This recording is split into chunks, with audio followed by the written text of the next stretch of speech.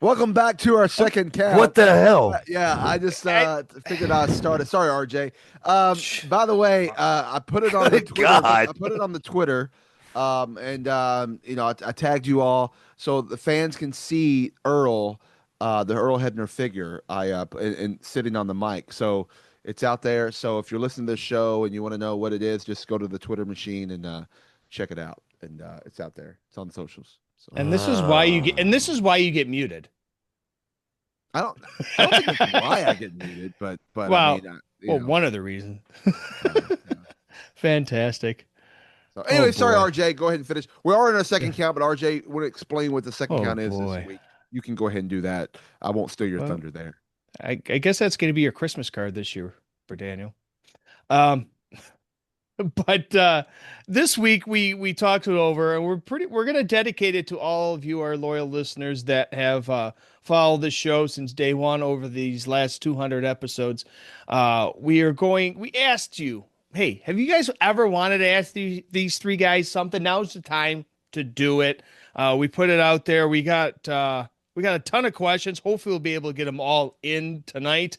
If we don't, we apologize, but we're going to just start rolling them off and see what you guys have to say. Uh, so our first question comes from Chase. We'll start with Jimmy. We'll go around the horn here.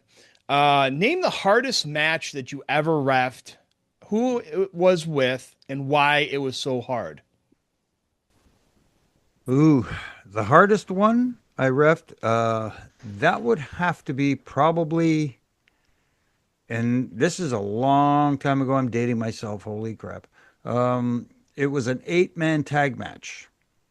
On one side was the Killer Bees and the Powers of Pain. If you have to look them up, okay, I'll tell you. Killer Bees, Brian Blair and Jumpin' Jim Brunzell were tagging with the Powers of Pain, Jim Powers and Paul Roma. On the other side, it was wait a minute, it was Kamala. Um, damn, Haku was there. I can't. Oh man, I can't remember the other two guys. But long story short, it was a cluster furnum. Mm. Nobody was listening to anything. They just did what they did, and that was the night I got the glasses pulled down at Gorilla and the finger of doom saying, "Come here, pal." And that's Mm-hmm. when I got an earful from the old man. Mm. And I know, other than that, the only hard thing is some of those hardcore matches where falls count anywhere and you're all over the building. But those aren't hard when you have to deal with trying to legitimately keep control and nobody's listening to a word you're saying. Hmm. So, Interesting. RJ, I need you to do me one quick favor. Uh-huh. Look up Bound for Glory real quick. I believe it was triple threat. Might have been a four-way with Kurt Angle, Ken Anderson, Jeff Hardy. There might have been a fourth one. Bone for Glory, Angle. That was Jeff Hardy, Kurt Angle, Ken Anderson, Bound for Glory 2010. So, it was how many people was it? It was Jeff Hart. I have Jeff Hardy, Ken Anderson, and Kurt Angle Okay, for the perfect. TNA heavyweight title. All right. So, for me, that was my most difficult match that I had. Um, what year was that? Did it say? 2010. It was 10, 10, 10. That's right. Okay. Okay. So basically, in a nutshell, that was very, very difficult for me because I had to remember so many things. Um, as people may have heard or may not have heard, Kurt really relied on me as a referee.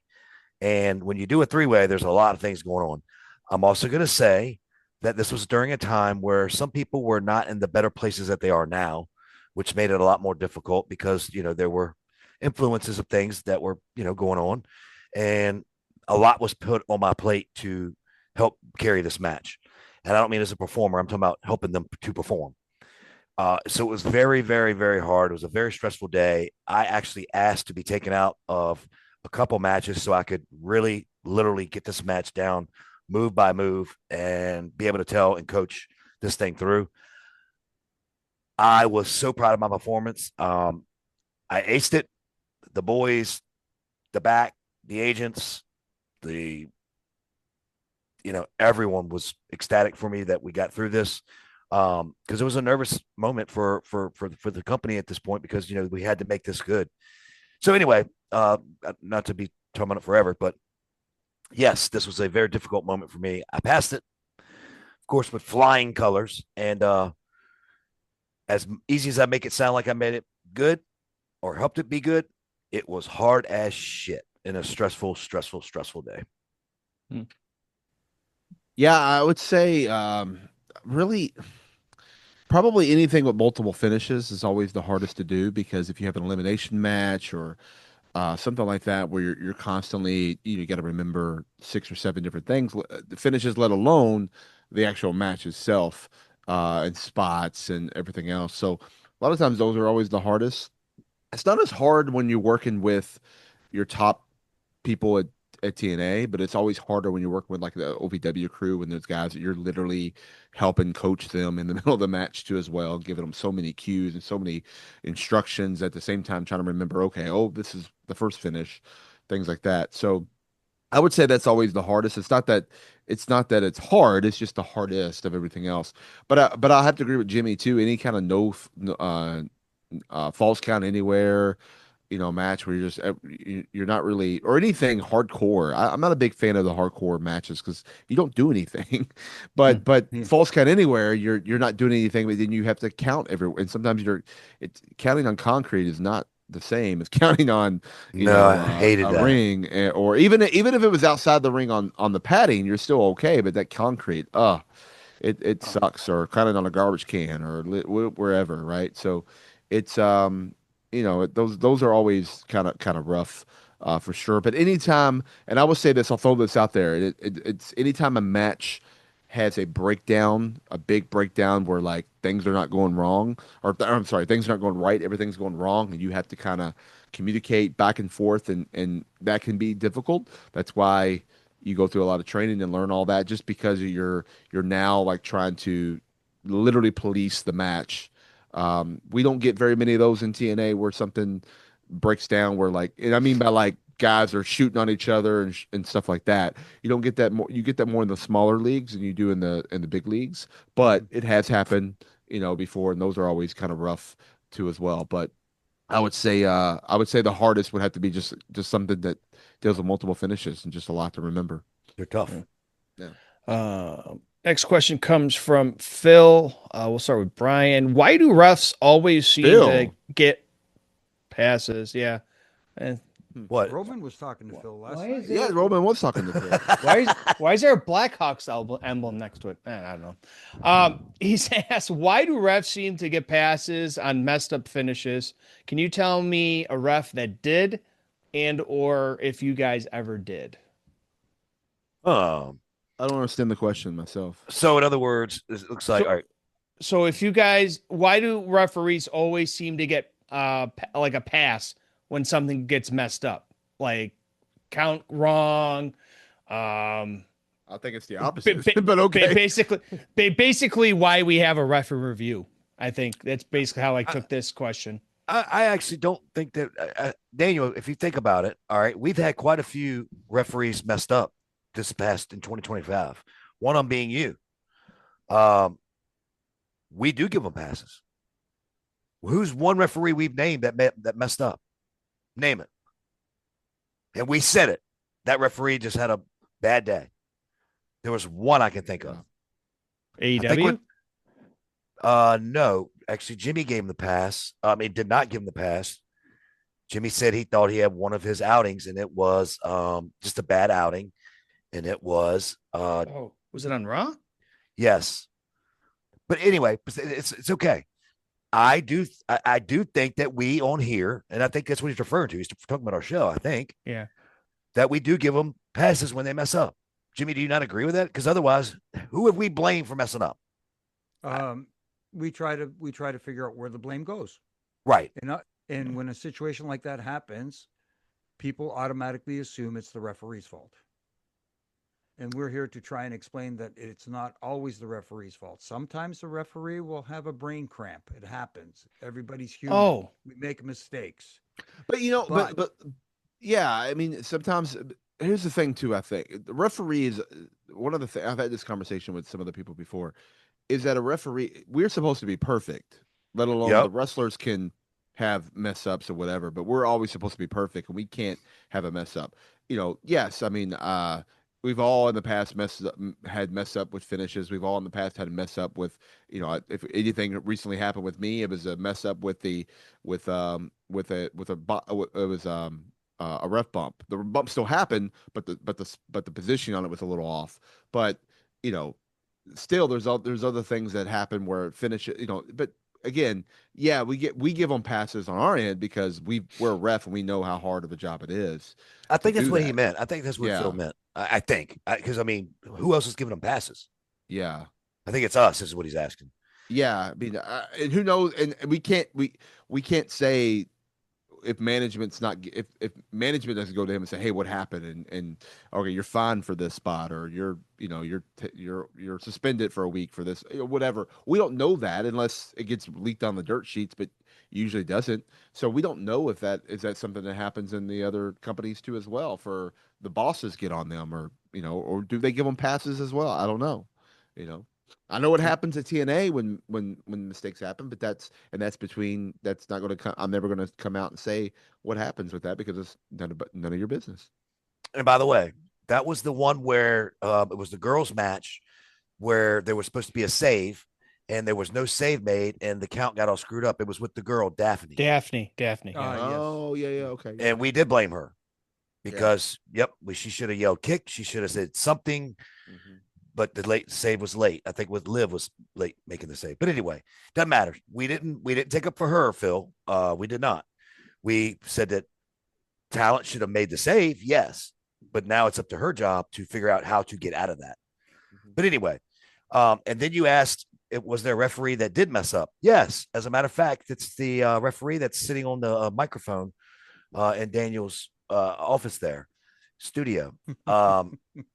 And he did not have many, and I think this might have been the only one I remember. But it was the Rock versus Kurt Angle, Oh and yeah, I remember that. yep, he gave him 2 rock bottoms, which was the finish. I think my dad was looking for a third, and he gave him 2. He went down to count. My dad gave the old yip, pulled up. The Rock got hot as shit. He got up, gave it to him again. He goes, "Now count, you stupid motherfucker," just like that. And he put him back down and he counted 1, 2, 3. And I talked to my dad after that actual same night my dad went had a brain fart. I thought it was 3. I thought it was 3 because there was 3 more during the match, and I just got messed up count wise. Hey, it happens. Guess what? He messed up. I also messed up. Chris Jericho told me to grab. He was going to grab the ring belt, the belt by the ring. Mm-hmm. He grabbed the ring bell. I was supposed to take it. I was like, well, he didn't grab the belt. I'm not taking it. And he's looking at me. He's going, grab it, you stupid fucker. And I'm like, that's not the belt. Just grab it, you dumb fuck. And I'm just like, oh shit. So I grabbed the belt. And as I'm grabbing the belt from him, he's like, you're a fucking idiot. And I pulled the belt and we went to that spot. He was so fucking pissed. So I messed up. That's when I was young. I should have ad-libbed. He did say he was going to grab the belt. And we talked about it with Pat Patterson, God bless him, when he was alive. Pat said we were going to get the belt, but he grabbed the belt because it was closer, time restraints, big TV match on Raw, yada, yada, yada. He grabbed whatever was close to get to the finish. Me being the young Green Hornet, I went, that's not the ring. That's not the belt. I'm not grabbing it. Well, why would he not? Why would I just let a ring bell just go in the ring? So anyway, it was, yeah. Yeah. Well, So Phil, did somebody stick up for you on that too? I remember Hunter. that story. Hunter did. Okay, that's what it's okay. Yeah. But anyway, so yeah, I screwed up too. Yeah, I screwed up. I screwed up in a match with. Here's another one. Old going back in the archives. Bad News Brown versus Randy Macho Man Savage. Imagine Wow. two guys you don't want to screw up with. Yeah. Neither. Bottom line was they were working in the corner. They were going to come out of the corner. Randy was going to shoot Bad News out. They were going to do the do-si-do, shoot him back in the corner. I get squashed. That one, huh? That's different. Yeah. So they do the do-si-do. They shoot him back in the corner. I move. Oh no, why? I have no idea. That's what happened. Bad News looked at me and goes, "Why'd you move?" I said, and I looked at him and went, "I don't know." Oh my God, Jimmy, that was your excuse, Jimmy. Yeah. It was I the would have just truth. went like this because I'm a pussy. I totally blanked out, forgot that I was getting a squisher in the corner, and I just moved and I went, "Oh shit." Wow. Oh, How'd you outlive fantastic. that one? Well, thank God it was a house show. Oh, okay. Y'all Oh, could I have got set it bumped. back up. I got bumped anyway. I was going to say, I'm sure they went back to something to set it up. Oh yeah. Hmm. Yeah. Interesting. Ghetto blaster, that's for sure. That's not good. Our next question comes from Sean. Daniel, we have how do you prepare for big matches, whether it be TV and or big pay-per-view matches as well? Well, the same. I prepare for every match. No. Usually, it's big matches. If it's a bigger show, I have lesser matches on the show, so therefore I could spend more time with the match and going over it. Um, Basically, that's it. You just make sure. You, I'm usually pretty good at getting the match once, maybe twice, and kind of have it down. But in a match like that, I'm listening to it as they're going over it, as they're discussing, as they're coming up with ideas, as they're doing, and then as they have it finalized, listen to it again, have each one of them tell it to me separately, so they therefore they that they for in case they changed something or forgot something or whatever. But I also want to make sure they match up. In case, oh, but wait a minute, so and so said he was going to do a spinning heel kick here, and you're saying whatever. So it's those kind of things where you kind of do that, um, and uh, and then one more time, you just as they're going over it again, you just listen to it, and then you're that's pretty much the best way to describe it. I mean, there's really nothing extra that I do other than that. I mean, every match is important. I know it's cliche or whatever to say it is, but there are some matches that are more important than others, and you spend a little more time in it and a little have your what's the pressure's on, so you want to be at your best in those moments. Jimmy? I'm pretty much the same thing. I get with the guys. I listen to what they want. I sit there and I listen. And if by chance I have anything to suggest, I will quietly say, "Hey guys, do you mind if I make a suggestion?" Absolutely. And if they're willing to listen, cool. If they're not, then guess what? Just zip it and sit there. And you're right though. Big matches, obviously, I put more pressure on myself for those matches because I want to make sure that I'm there for the guys. And there's one more thing, sorry to cut you off, Jimmy. I forgot to add. One of the things I do is I go to the agent and I talk to them about the match separately too, without the boys there, and going over time cues and where we need to be in certain spots to make sure that when have 5 minutes to go, we're at the spot we need to be at 5 minutes to go as well. So that's another added addition that I do as well. Right. So. Right. Well, for me, the night before, I drink more beer than I'm supposed to because I want to actually be slightly hungover when I get there in the morning. Um, because it makes call time. Jimmy. Yeah, or and that just so I'm, showcased. Um, but no, it helps me with my nerves for the next morning. It makes me quiet, and then I drink a lot of water. I find out my assignment, and usually I know the night before. And then basically a little bit different to you guys, I think. Maybe y'all do the same. I listen since we're there so early. I listen for a long time during the day, unless asked to pitch something because I'm already in my mind thinking about things to pitch. Um, and then I immediately go to the agent and say, "Hey, they were talking about doing this. What about this?" And I don't mean what they're doing. I'm talking about when it comes to what we have to do. I'll never tell a wrestler what to do. That's ridiculous. But anyway, And then basically as the day goes through, and I will drink so much water, it's not even funny through that day, and eat really, really good. Um, to try and stay really, really hydrated because I sweat anyway, like a lot. But and it's just like trying to get into a zone the whole day and just really trying to focus on what I got to do. So everything else is like Jimmy and them. It's just that the day before I pregame. Yeah. Next question here comes from Mark. Brian, what has been your favorite part of the last, we'll say 199 episodes, but well, he said last 200 episodes. My favorite part? Yeah. Oh, it's definitely the new gimmick we have. That's Mutant Daniel. Softball and out of the park. I mean, Mark, you've been listening at least for the last 3-4 weeks.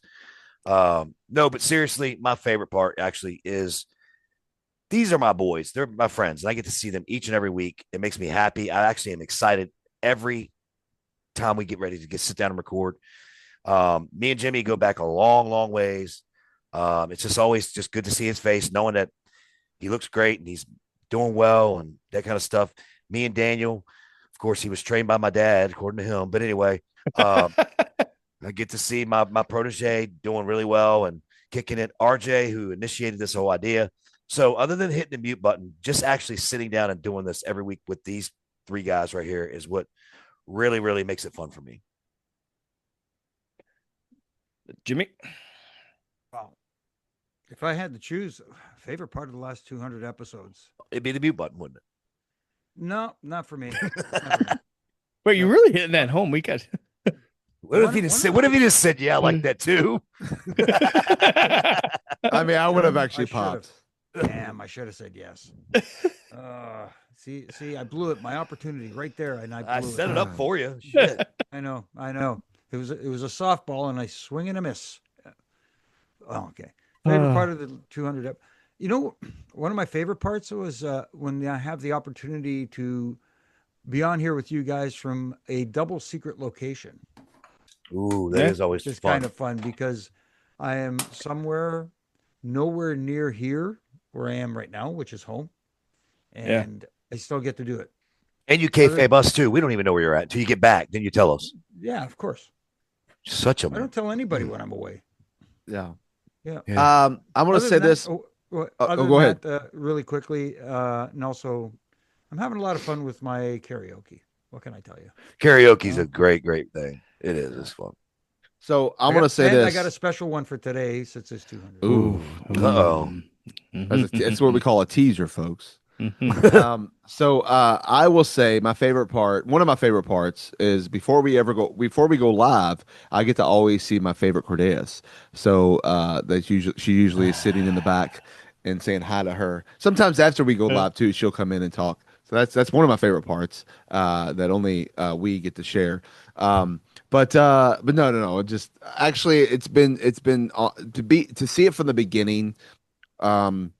Start and being part of that conversation at the beginning with Brian and when we were starting and giving him tips and ideas and whatnot and watching him turn into a little child when like a kid on Christmas morning when he got the theme song sent to him and the intro and all this stuff and how he just reacted to all that was awesome. But then being a fan, listening to the show, and then being able to be asked to come on and join full time, even though I came in and did some periodically, filled in for Jimmy a few times and just popped on from here a couple times there. But having to be able to be a regular to come on the show and seeing that, it's been kind of a cool, been kind of a favorite thing. I guess like everybody's saying, just spending time with each other, talking about things, breaking down wrestling, talking about wrestling, spending time with my guys that I've yes, I know Earl may have trained me, but Brian played a little part in it. Jimmy even played a part in it as well. And now, and to be able to share, what I'm doing, and then I learn from this show every week. So learning as well, being on the show, learning from those guys, still to this day is pretty cool. So that's my favorite part for sure.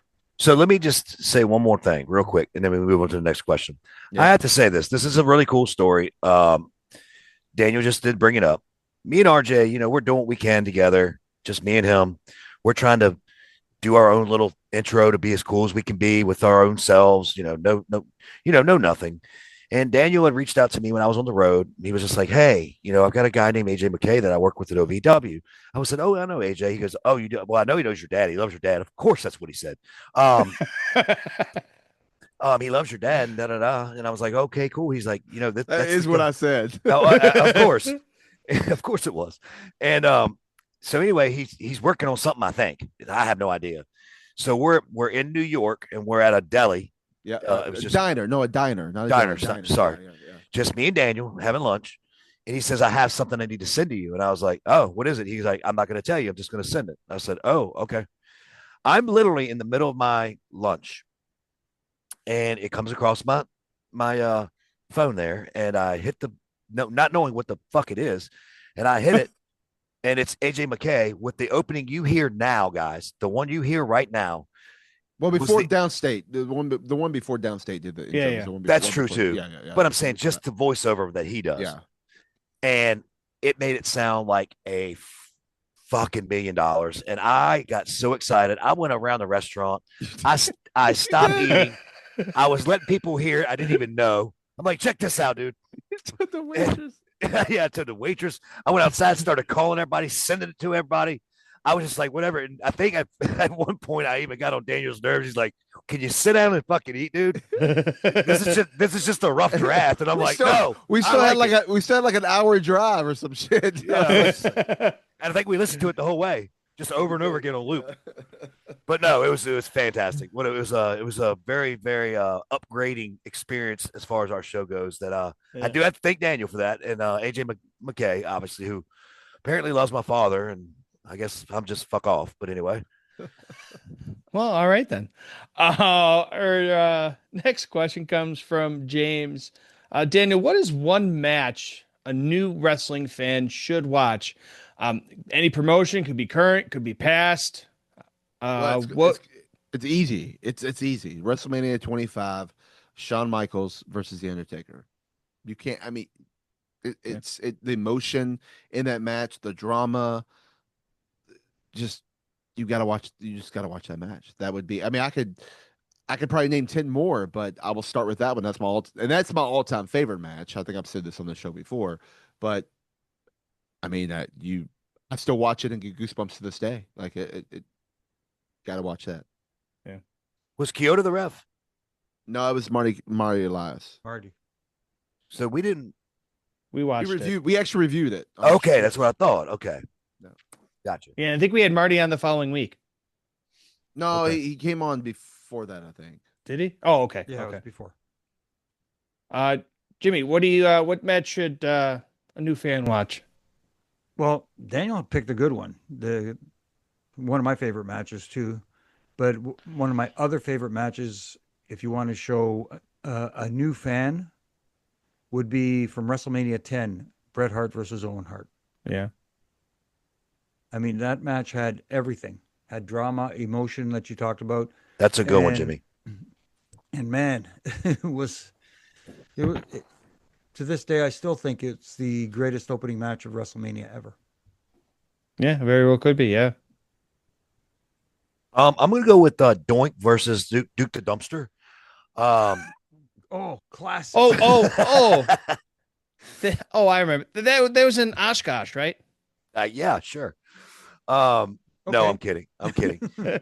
And this is not because I was the ref. It's not. I swear. But I truly believe that Kurt Angle versus Shawn Michaels, WrestleMania, whatever it was, 21 was a doozy.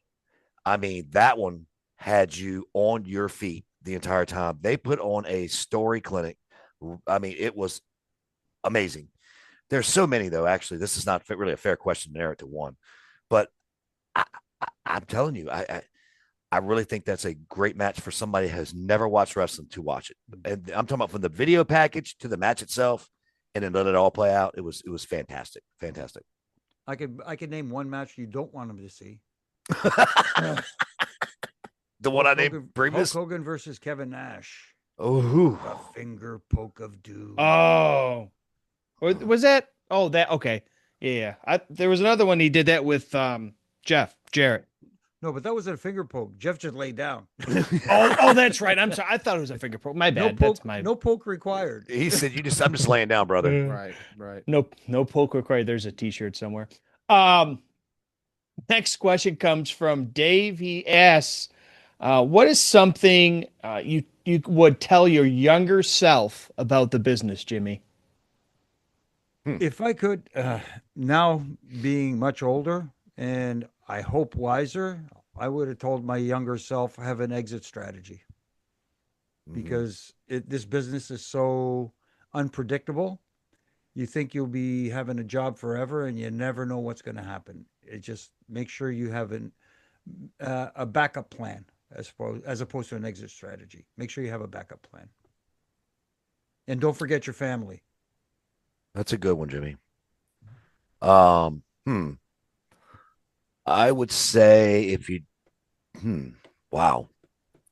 What is something you would tell your younger self about the business? I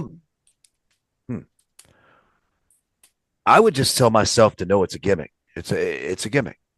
It really is. But in a good way. I don't mean this in a bad way. It's not a regular job. It's not your 9 to 5 job. It's a job, and it's hard and it's difficult.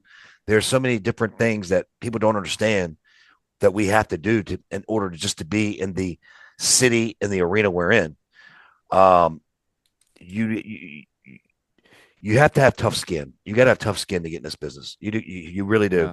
You get fucked with on a daily, and it's just part of the game. And I don't think it's any different from most sports that you watch now. That's the same stuff that happens, and you always see the ones that don't have the thick skin. They don't make it. They don't make it. And I say that,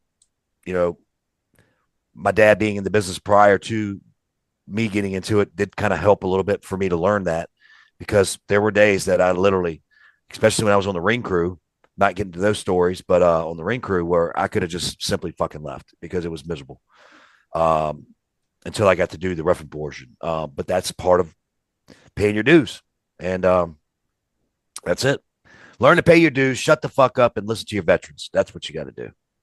Mm-hmm. Yeah. I think Jimmy and Brian kind of both said something similar, but it's definitely don't forget the people at home.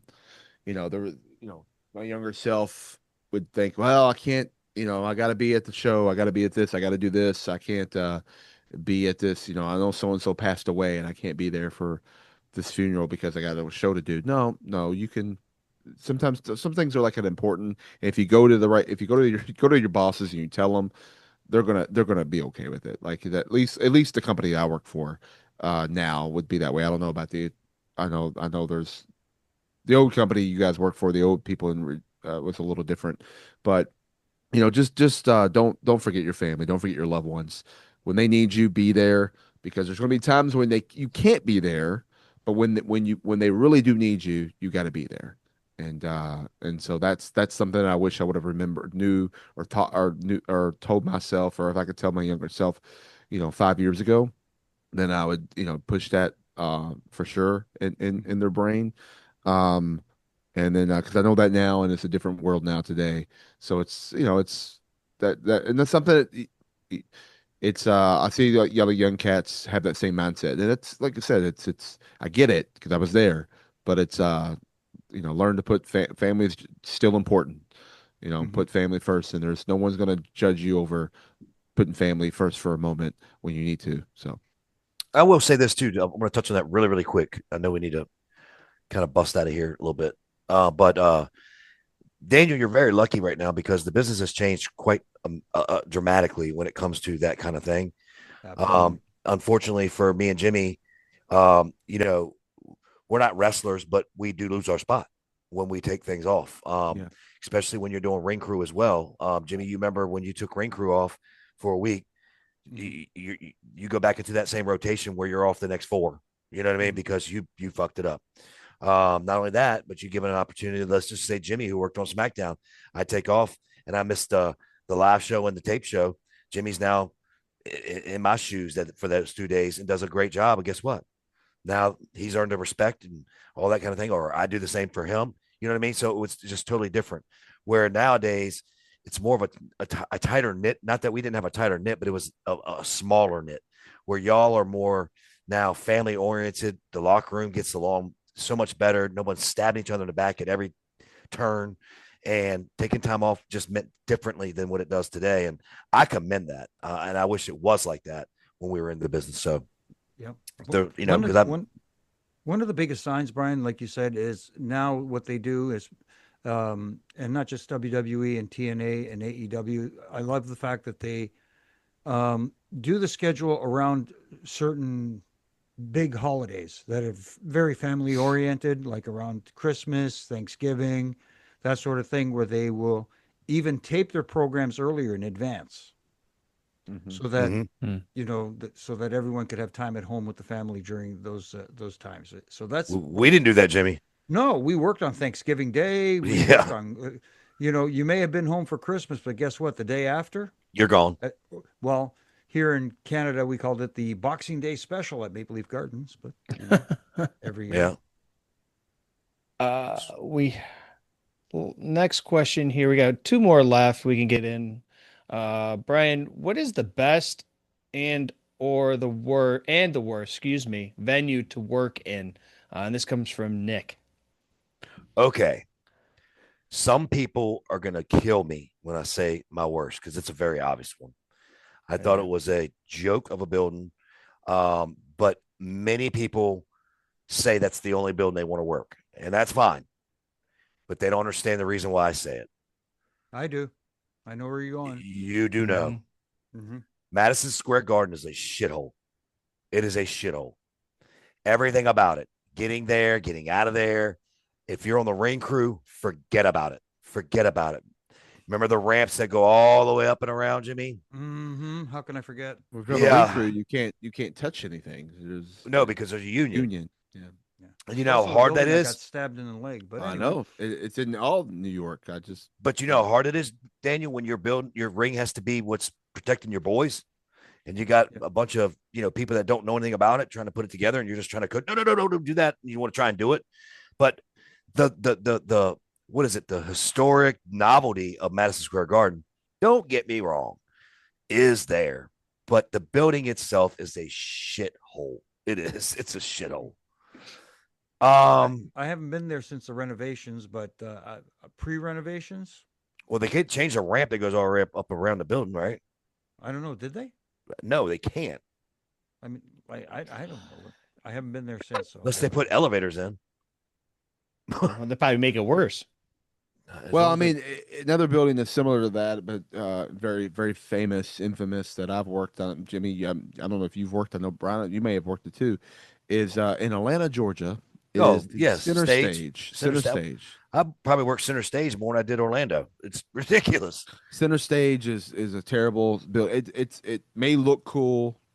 It may, and I will say, like when I'm there, or whatever, I'll post out the tweets or whatever, like, hey, we're in center stage on the historic center. Whatever. But no, it's you got the ring's got to come through the steps, got to go around, got to do everything. There's only one. There's only one way in. It's a round circle. Like you can't. It's terrible. And the locker room is little because it's just there's only 3 rooms and you're trying to fit so ECW many arena people. is pretty rotten too.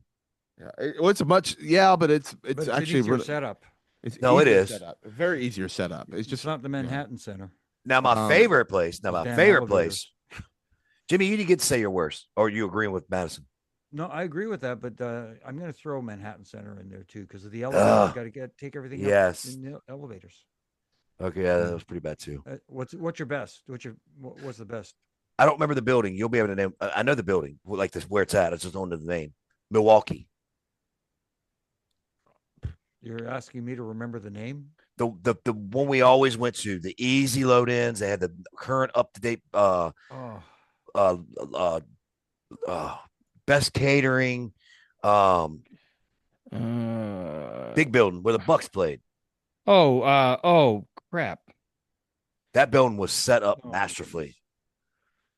Let's see. Loading It docks. is- Jimmy, we all we Oh, had to my do is goodness. back up, So- boom, everything's right there, pull it right off, Oh. right straight into the arena. so the building that I will say my favorite to work so far has been UBS Arena in New York. Now, granted, it's union and all that stuff, so we work around that, but we actually had conversations and was able to work. But it's the fact that there were 6 or 7 loading docks, so Right. every truck had a spot. There was so much Mm. parking. There was so much room backstage Right. for talent and everything. It was, and then of course there's still, you know, 10,000 people or whatever that can fit in the arena as well, and all their parking and everything. So I will say UBS, as much as that sucked where it's located and being in New York and all that stuff, that building itself was amazing, and I would love to work that building again. So I will say UBS Arena for sure. Mhm. remember Brian, that you building. you're thinking the Bradley Center. Yes, the Bradley That's Center. it. That's it. Thank you. That was a beautiful, awesome building. Yep. Loved going Uh, there. Jimmy, what do you got? You got favorite arena? For me, favorite arena more for sentimental reasons because Oh for boy. us, Maple Leaf Gardens was considered the most. Hey, I Hey, would like 100%. If I ever work Louisville Gardens, I would say the same thing. So I get it. yeah. All right, Jimmy, if you could come through the screen and smack me across my face, and I said the favorite arena I've ever worked in is the Richmond Coliseum, what would you do? If I could reach through the screen and smack your face, Would you do it? I'd knock those headphones right off there, bro. That building Betting- was awful for Oh loading. my goodness. Awful. Oh. They had See, Yeah. but here's the other bonus of working Maple Leaf Gardens. They actually stored a ring there, and they set it up. They knew how to set it up. This went all the way back to the Tunney days before WWF even bought the Right. territory. Mm-mm-mm. So you didn't. It was set up when you got there. Thank you very much. Well, that's great. Our last question here comes from Tony. Danny, he asks, did you guys Tony. ever have a quote, oh shit, end quote moment when you had to step back and just take it all in? I don't know if this is like an oh shit moment, like, oh crap, did that happen? Or is it kind of like a nostalgic thing? I read that as a step back and take it all in. So I read that as a mark out, Mm, smell the yeah. roses, take a deep breath. I read as that. I wouldn't Yeah. call it an oh shit moment. Yeah, I mean, you get those a lot. I mean, in my career, I have them. There's a stop and smell the roses moment that I try to take every so often. Like, for example, I'll just go through it quickly in my career. My first time I ever had extra work in WB was a stop, smell the roses moment. Oh shit, I actually am doing something pretty cool. And then the first time I, got to ref a title match, for TNA where it was Impact at the time against RVD and Eddie Edwards. Like, okay, all right, this is cool. And then the first time I got the main event of pay-per-view, and then it became this most recent it was pretty cool how being the one who officiated Joe Hendry and Nick Nemeth and handed Joe Hendry the title when he was as over as he was. It's being just different thing, being a part of Slammiversary with the attendance, followed by Bound for Glory, and we beat the attendance there. And then just most recently being a part of the AMC debut. So there's always these moments where I stop and smell the roses.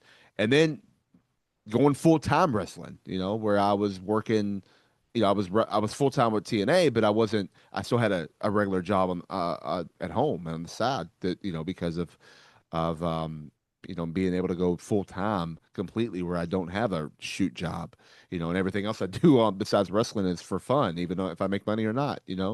So it's, yeah, there's a lot of them that happen and I'm not done. I'm going to have many more of those, I mean, throughout my career. And I could say it's working with the Hardy Boys and stuff like that, which it is, but it's, there's going to be more of that down the line. And one day I'm going to be able to look back and say, man, I've done, and start naming all these stuff. And that's where you really want to look back and go, oh shit, look what I've done in my career. I'm not there yet, but one day I'll be able to do that. And that's what I'm looking forward to in my life. Mine's easy. Yeah. You want me to go first, Jimmy? Earl fell and fixing him back. You want to go, Jimmy? for it. Yeah, go for it. Mine's easy. Mine was WrestleMania when I heard both the music of the immortal Hulk Hogan and the owner and at that time the biggest baddest boss on the planet, Vince McMahon, walked down the longest aisle I think I've ever worked in, and that was in Seattle. And when they finally both got into the ring, where you had that basically that Hogan Rock moment, just to stand between them, was so surreal. And it was basically one of those can I jump out of the ring real quick and just like jump out? I just want to jump out this ring. Like, can I do this? This is fucking crazy. Um, that was the biggest, like, oh shit, here we go. Um, it was pretty wild. It was pretty wild, unexplainable. I can't explain everything because it was just nuts. It was just nuts. And the preparation of that day and then finally culminating that evening was absolutely amazing. And it was just, you talking about goosebumps. You talking about forgetting what you're getting ready to do and just soaking it in and just being like, holy moly, this is fucking crazy. Hands down, without a doubt, that was the oh shit moment for me. I've had go a ahead, Jimmy. couple. I've got Yeah. like Daniel. I've had a couple. Obviously, the first time I did a television match, and the first time I took a bump on television, which was the 747 splash by the One Man Gang. I remember the story. Yeah. But the biggest one for me, the biggest oh shit moment was from WrestleMania for me as well. Getting to the ring, Edge coming out, making his entrance, which was incredible.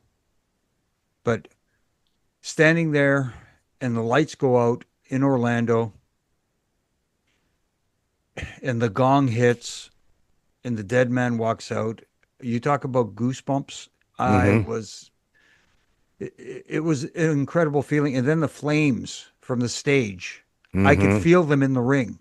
Yeah, the heat. The heat from the flames on the stage. No, Jimmy, that was the heat that you had in the back. But yeah, that was with somebody else.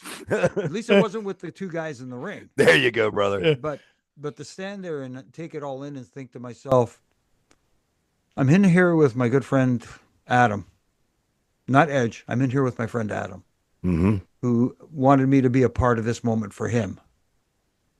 And then to see the dead man, our leader, our locker room leader, walking down that aisle, I was like, shoot me tomorrow. I'm fine. Right. I'm good. Old Yeller, put me out. Lay me to rest. No Yep. kidding. Lay me out to pasture. Yeah, at least let me get through the match first before you do that. Right. Basically, And- what he's and- saying and- is on that day he saw clearly. Yes. I got it, We'll Daniel. We'll let that Finally. simmer. We'll let that Finally, I simmer. got it.